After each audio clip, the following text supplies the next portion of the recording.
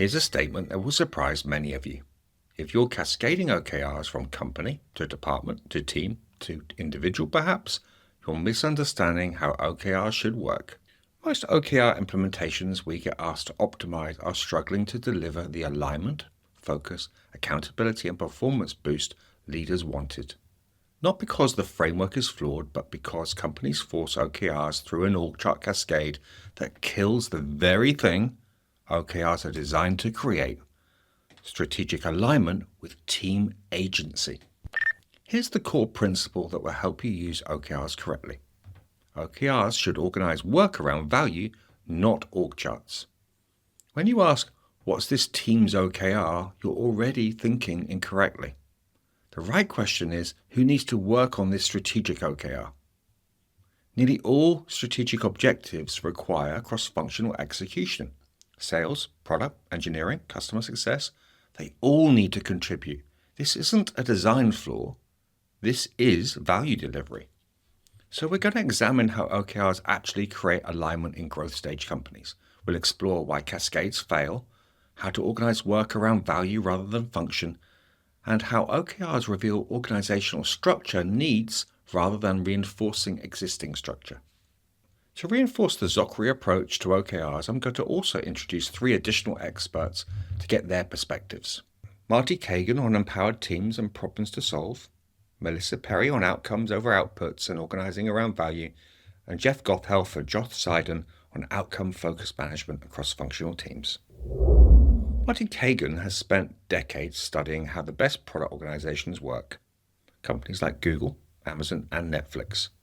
His perspective challenges conventional management thinking, particularly around how to assign work to teams. According to Kagan's research published in Empowered, there's a fundamental divide in how companies operate. He describes it as teams of missionaries versus teams of mercenaries. Teams of mercenaries are given roadmaps of features to build. Teams of missionaries are given problems to solve and held accountable for the outcomes. Kagan argues that OKRs only work in the empowered team model. In his presentations and writings, like us, he observes that OKRs fail in most companies because OKRs were created for empowered teams, but most companies run feature teams. So he notes, if you have roadmaps and OKRs, that doesn't really make sense. Roadmaps mean feature teams. OKRs end up being just theater and meaningless. Empowerment becomes real through how objectives are assigned. Leaders decide which problems should be worked on and by which teams. For growth stage companies, this addresses a critical challenge. How do you maintain strategic coherence while empowering teams? The answer lies in the strategic context. Teams need to understand the strategic focus and strategic insights, the why behind the problems they are solving.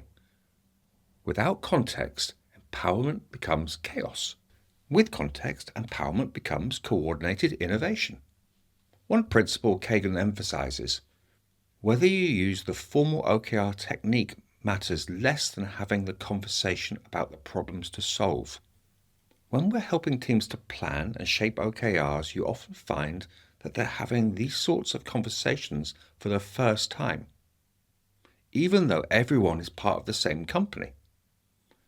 So OKRs formalize these discussions, but they're only useful if you're staffed for empowered teams. Leaders have created a strategy, and you're ready to entrust teams to solve problems.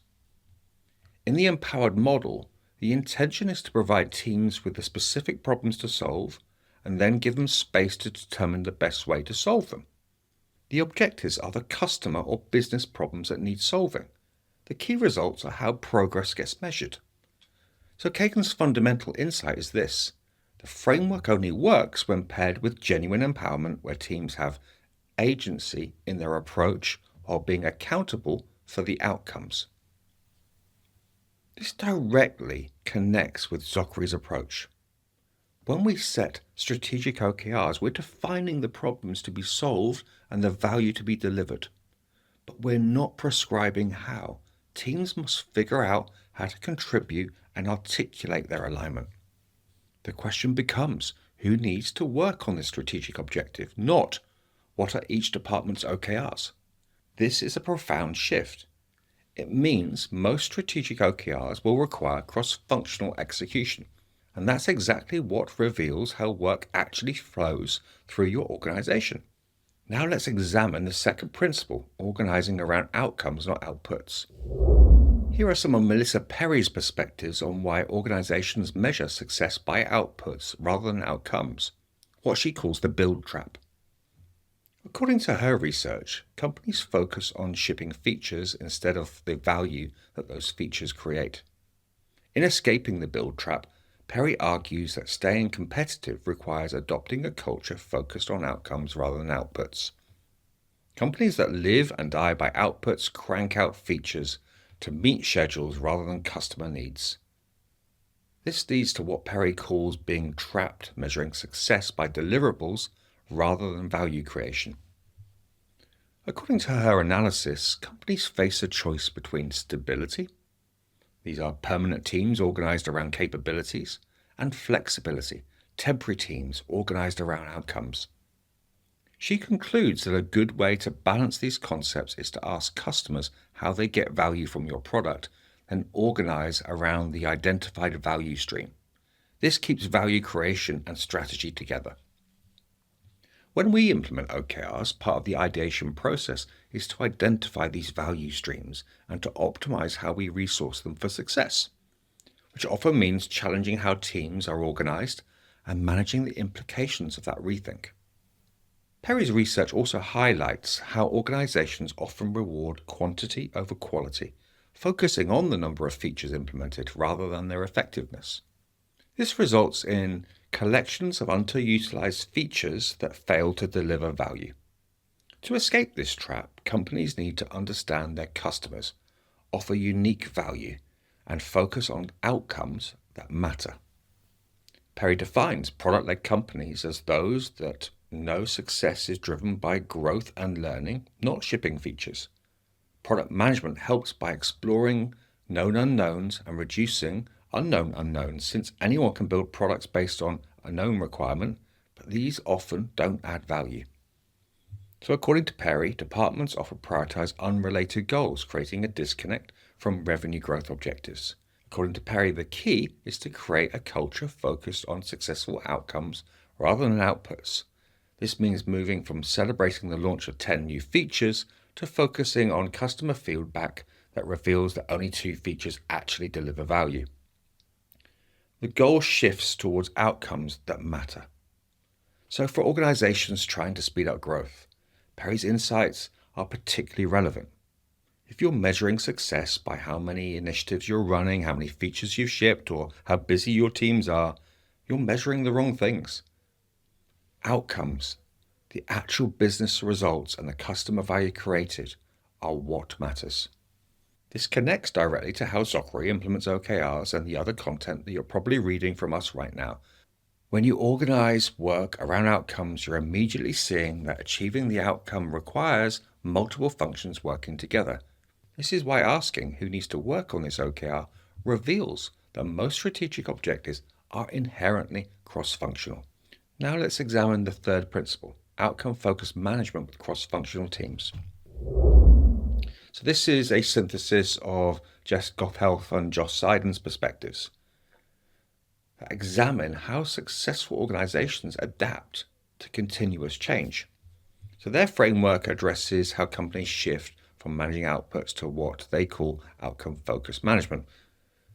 In Sense and Respond, they argue that organizations must build capacity to sense and respond instantly to customers and employee behaviors. According to their research, this requires distinctive new operating principles compared to traditional management approaches.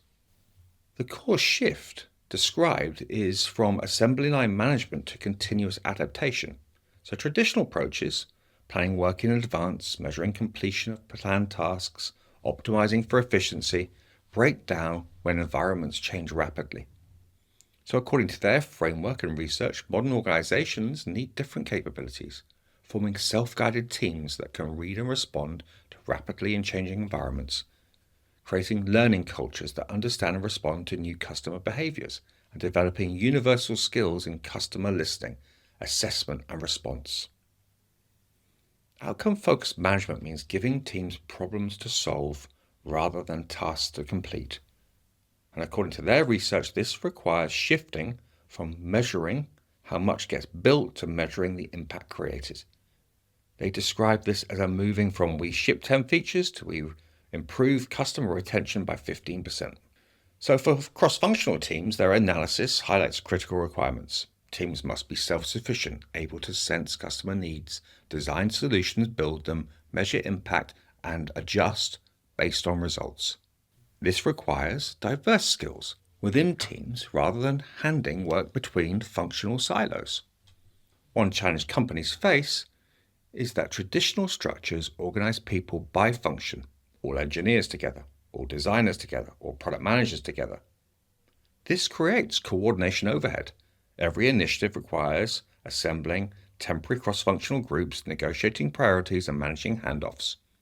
Like us and the other authors we've brought together here, they argue for organizing around value streams where possible, so teams have the skills needed to deliver outcomes independently.